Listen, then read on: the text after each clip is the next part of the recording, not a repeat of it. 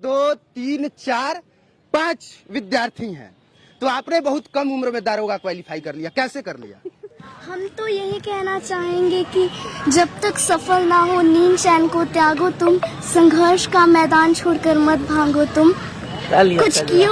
कुछ किए बिना ही जय जयकार नहीं होती, कोशिश करने वालों की कभी हार नहीं। वाह, क्या बात, क्या बात।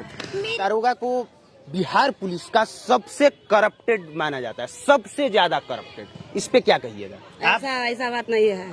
हम ऐसा बात है, यहाँ हम किसी से पूछेंगे तो आदमी कहेगा कि सबसे ज्यादा घूस दारोगा ही लेता है। क्योंकि वो लोग इस डिपार्टमेंट से जुड़े हुए नहीं हैं, हम ऑलरेडी इस डिपार्टमेंट से जुड़े हुए हैं। तो आपको मुझे कितना, नहीं लगता कि ये डिपार्टमेंट करप्ट है। आपके दारोगा पद पे रहते हुए कितने साल हो गए?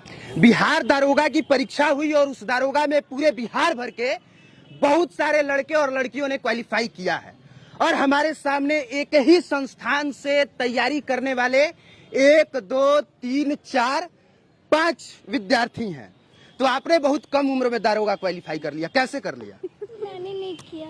आपने नहीं किया, तो आप क्यों लाइन में खड़ी हो गई हैं? ये मेरी मम्मी। अच्छा, आपकी मम्मी जी ने क्वालिफाई कर लिया, ये तो बहुत बड़ी बात है।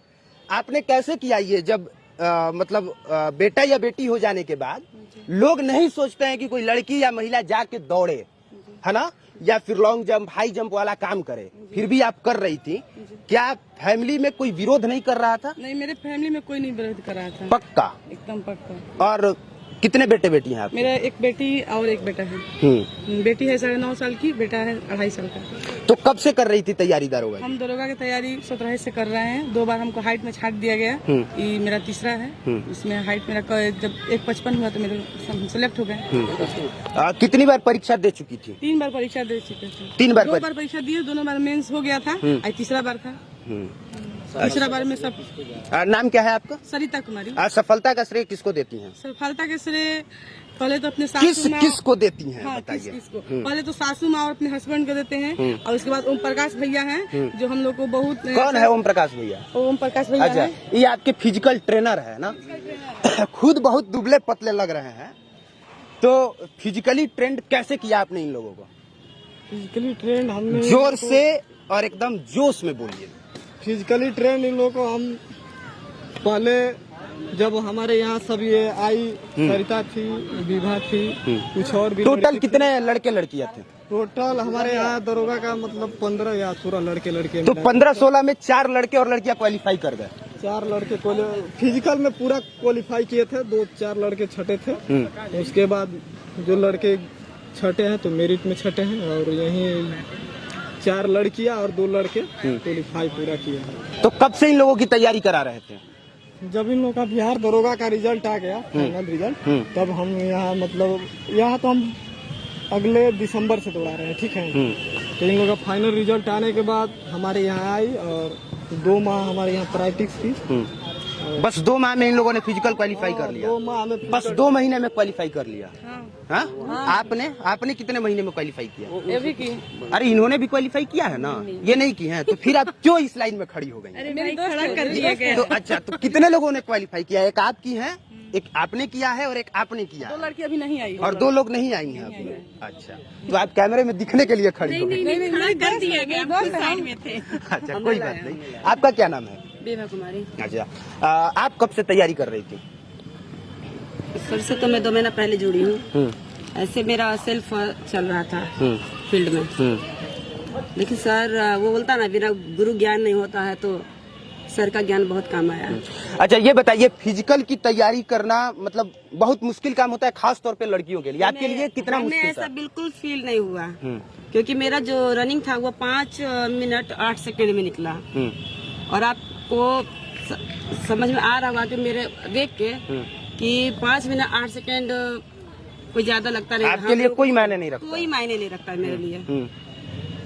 और हमको ओम प्रकाश भाई इतना अच्छा दौड़ना सिखा दे, हम 4.5 मिनट में दौड़ निकाल हम लोग को। अच्छा, 4.5 मिनट में आपने क्वालिफाई कर लिया? जी। अच्छा, और आपने सर कितने देर में कंप्लीट किया? हम 6-10 में किए थे वहाँ के लिए। अच्छा, दारोगा के लिए ज्यादा फिजिकल मायने रखता है कि ज्यादा मेंस मायने रखता है? दिल से और एकदम सच्चाई से बताइएगा, ज्यादा क्या मायने रखता है? मुख्य रूप से तो मेंस मायने है, लेकिन उसके बाद साथ साथ फिजिकल भी बहुत जरूरी है, क्योंकि आप मेंस में अच्छा खासा 90 नंबर 95 नंबर ले आते हैं, उसके बाद फिजिकल में डिस्क्वालीफाई होते हैं, तो गया आपका दरोगा एक ऐसा चीज है कि दोनों रूप से आपको मजबूत चाहिए, मेंटली फिजिकली दोनों। और उसके लिए कि आपको फिजिकल का तैयारी भी करना पड़ेगा। तो हम लोग को रिजल्ट आया था, लगभग 1 मंथ टाइम मिला। उसके बाद आए ओम प्रकाश सर के पास, तो तैयारी किए। क्योंकि फिजिकल ऐसा चीज है कि एज ए ट्रेनर जब तक आपको नहीं बताता है तब तक कौन सा एक्सरसाइज किस इवेंट में करना है वो आपको पता नहीं होगा। पर गलत तरीके से अपने तरीके से करिएगा तो क्या होगा, मोच आ जाएगा। फिर पता चलेगा कि अपना ज्यादा इफोर्ट लगा रहे हैं तो नजदीक आ रहा है फिजिकल, तो पैर फ्रैक्चर तरह तरह के हो जाता है। तो ओम प्रकाश भैया हैं जो अच्छे से करवाए, हम लोग इनको बात को जो बोल रहे थे करने के लिए फिजिकल, वो सब किए एक्सरसाइज। उसके बाद फाइनली इसके बाद आप लोगों ने क्वालिफाई किया है ना? हाँ, फाइनली। तैयारी कितने समय से चल रही थी आपकी? हम 2017 से जेल पुलिस में कार्यरत थे। अच्छा, का पहले से नौकरी मिल पहले चुकी थी से आपको? नौकरी है। उसके बाद पिछले बार मेरिट में छट गए थे और फिर इस बार फाइनली सिलेक्टेड है। इस बार फाइनल सेलेक्ट यानी मान सकते हैं 5 से 7 साल से तैयारी में है। तो बेरोजगारी के दौर में आप तीनों लोगों ने नौकरी प्राप्त कर ली, तो ये बताइए, दारोगा को बिहार पुलिस का सबसे करप्टेड माना जाता है, सबसे ज्यादा करप्टेड, इस पे क्या कहिएगा आप? ऐसा बात नहीं है। हम लोग ऐसा बात है, यहाँ हम किसी से पूछेंगे तो आदमी कहेगा कि सबसे ज्यादा घूस दारोगा ही लेता है। क्योंकि वो लोग इस डिपार्टमेंट से जुड़े हुए नहीं हैं, हम ऑलरेडी इस डिपार्टमेंट से जुड़े हुए हैं। तो आपको मुझे कितना, नहीं लगता कि ये डिपार्टमेंट करप्ट है। आपके दारोगा पद पे रहते हुए कितने साल हो गए? दारोगा पद पे अगर मैं होती तो इसका फिजिकल का तैयारी नहीं करती, लेकिन इस डिपार्टमेंट से जुड़ी हुई हूँ डिफेंस लाइन से, तो मुझे पता है ऐसा कोई बात नहीं। लेकिन हाँ, यानी कि में मतलब 5% कहीं भी करप्ट मिलता है आपको, तो वो 5% अपवाद में जाता है। उसको आप करप्ट, पूरा डिपार्टमेंट को आप करप्ट नहीं कह सकते। इनके कहने का ये मतलब है कि डिपार्टमेंट करप्ट नहीं होता है, लोग करप्ट होते हैं। और बहुत सही जवाब इन्होंने दिया है। अब आप क्या कहिएगा इसी सवाल पर? आपका क्या जवाब है? बहुत सही जवाब दिया है। आपका क्या जवाब है? उनका तो ठीक है जवाब। और बाबू को थोड़ा साइड कीजिए। आ जाओ। हाँ, आपका क्या जवाब है? देखिए, अगर प्रशासन नहीं होती तो दुनिया चलना मुश्किल है। कहीं भी खून खराबी, चोरी डकैती होता ही रहता, तो प्रशासन कैसे खराब हो गया?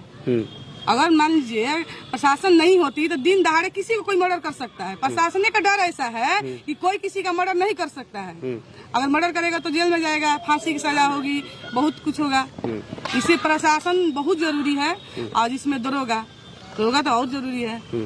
तो जिसके हम लोग देश की सेवा करने के लिए हम लोग ठीक है। लॉन्ग जंप, हाई जंप कितना था हाईएस्ट आपका?